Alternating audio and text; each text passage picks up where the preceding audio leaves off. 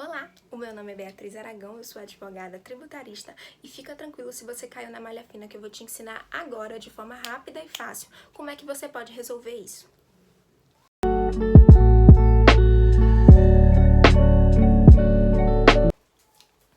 O imposto de renda é um tributo que está previsto na Constituição Federal, no artigo 153. Ele também tem uma legislação própria, que é o Decreto 3.000, do ano de 1999, e ele também está previsto no Código Tributário Nacional, no artigo 143, que diz que o imposto de renda recai sobre a renda e proventos de qualquer natureza. O que é isso, renda e proventos de qualquer natureza?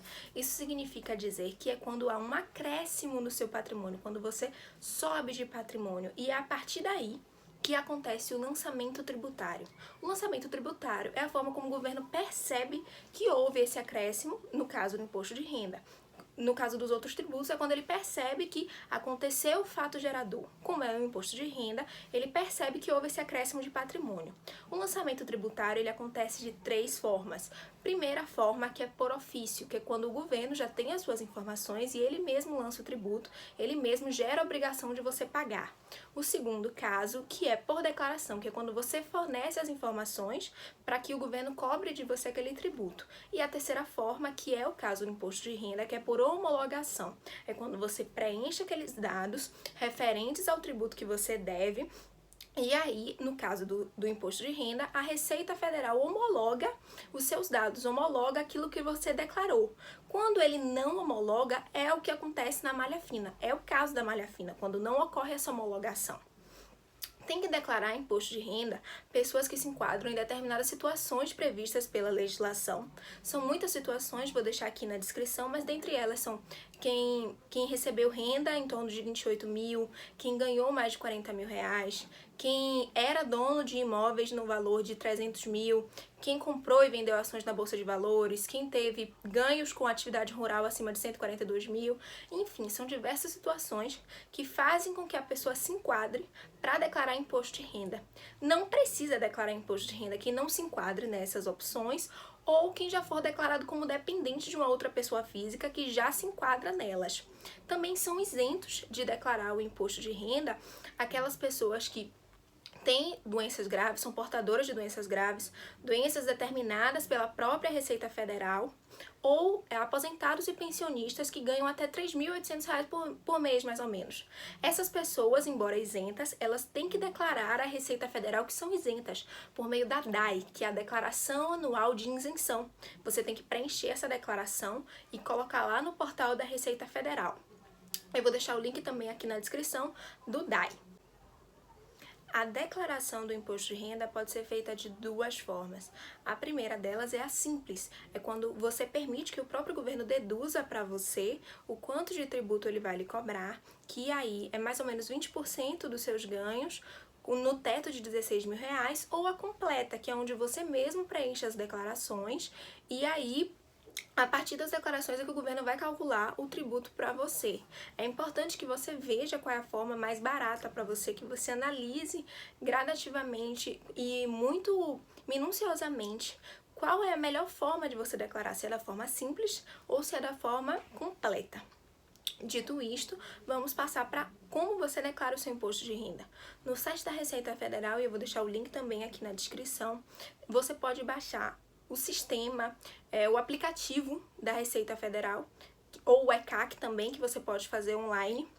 E é a partir desse sistema que você vai preenchendo as informações. É muito simples, é autoexplicativo, é como se fosse perguntas e respostas. E aí você tem que estar munido para poder responder corretamente. Você deve estar munido de toda a sua documentação. Que o que é? São todos os comprovantes de renda, de receita, de despesas que você teve ao longo do ano, seu e dos seus dependentes, principalmente dos seus dependentes. Por quê? E principalmente das despesas. Por quê? Porque é a partir daí que a Receita vai calcular se você tem direito ou não à restituição a partir dessas despesas, principalmente despesas relacionadas à saúde e educação, porque aí ele vai perceber que você teve uma determinada renda, um acréscimo, mas que você também teve determinados gastos por outro lado. E depois que você impõe, que você coloca lá todas essas informações, você põe para a homologação, você clica na homologação da Receita Federal. Se você for homologado, ok, tudo certo. Se você não for homologado, é aí que entra o cair na malha fina, que muita gente se desespera, mas que na verdade a gente tem que trabalhar com um pouco mais de calma, que dá para resolver. Quando você omite determinados dados desses documentos que você reuniu, ou até mesmo quando você, por não saber, por falta de experiência, preenche de forma errada o sistema da Receita Federal, aí é que você cai na malha fina. Mas calma que a gente pode resolver, é muito simples. Você vai acessar o portal ECAC, o link também vai estar aqui na descrição, aqui embaixo, e aí você acessa o portal ECAC e você clica em extrato do processamento, e em extrato do processamento vai ter lá a opção pendências da malha, e ali nessa opção é que você vai ver, vai ter lá, se você tiver errado, claro, vai ter lá uma listagem de onde você errou, de como você errou, e se não tiver nada é porque ok, sua declaração está correta. É muito importante salientar aqui, você deve acessar o portal ECAC para saber se você tem alguma pendência, porque quanto antes você souber, mais rápido você pode corrigir e mais rápido você pode até mesmo entrar na listagem de restituição do imposto de renda. Se você não fizer isso, você pode ficar sujeito a pagar uma multa, você pode ser sujeito a ter o seu nome negativado e você também pode ser indiciado por um crime tributário e aí é que você vai ter um problema. Então é importante que você acesse, você verifique se tem essa listagem lá. E se tiver, você vai corrigindo devagarzinho, direitinho. Lá mesmo eles dizem de que forma é para corrigir e onde é para ser corrigido. E aí você deve fazer isso, porque aí você vai evitar um problema, além de estar próximo da sua restituição. Se você não fizer isso, é como eu te disse, aí vai acontecer a questão de você ser notificado pela Receita Federal. Essa notificação da Receita Federal, ela pode gerar um problema.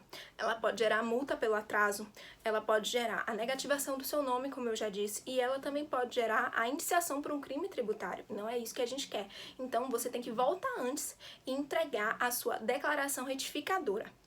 Porém, se ainda assim você vê lá que tem as pendências, mas que na sua documentação, naquilo que você fez naquele período de tempo, não bate com o que a Receita Federal está dizendo, você tem que agendar uma visita à Receita Federal, lógico, para se antecipar.